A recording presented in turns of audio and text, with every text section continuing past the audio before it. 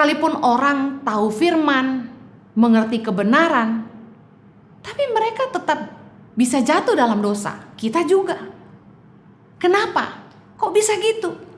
Saya sering bertanya, kalau orang menerima Yesus sebagai Tuhan dan Juru Selamat, lalu Roh Kudus juga memenuhi hatinya, bukankah harusnya hidupnya berubah?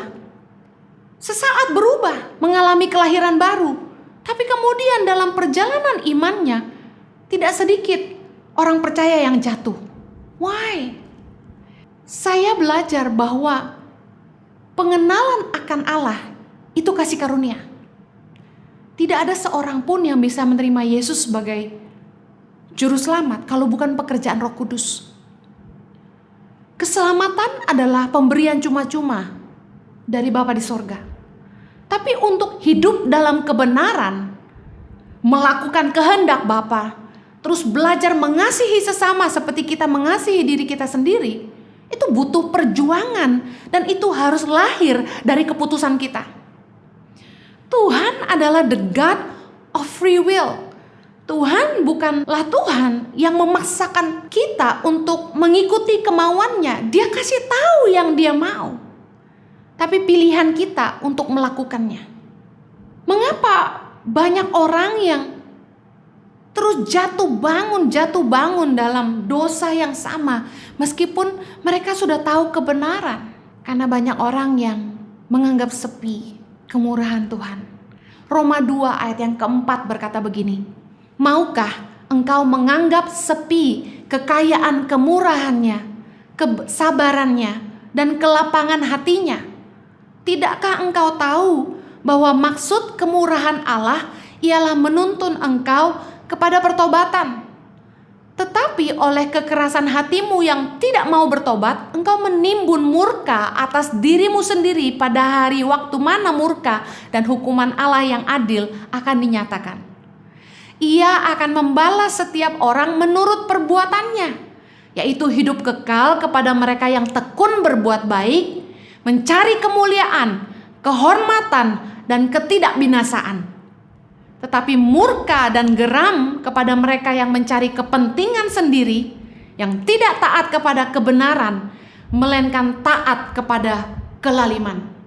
Kalau kita perhatikan ayat ini, Rasul Paulus mengingatkan supaya kita jangan menganggap sepi kemurahan dan kesabaran dan kelapangan hati Tuhan. Harusnya kita yang sudah menerima keselamatan, kita yang sudah diampuni, kita yang diberikan kesempatan untuk hidup yang baru, lahir baru, kita mengerjakan keselamatan kita.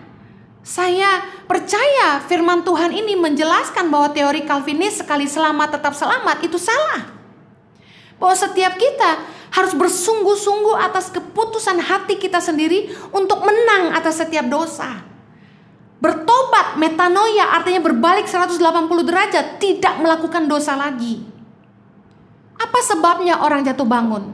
Saya percaya kita butuh kasih karunia Allah. Tapi keputusan kita, tekad yang bulat untuk menang atas dosa, harus lahir dari keinginan kita sendiri. Untuk hidup dalam kebenaran itu butuh perjuangan. Oleh karena itu, the real fight, perjuangan kita yang sesungguhnya adalah hidup dalam kebenaran supaya kita mendapat bagian dalam kerajaan sorga.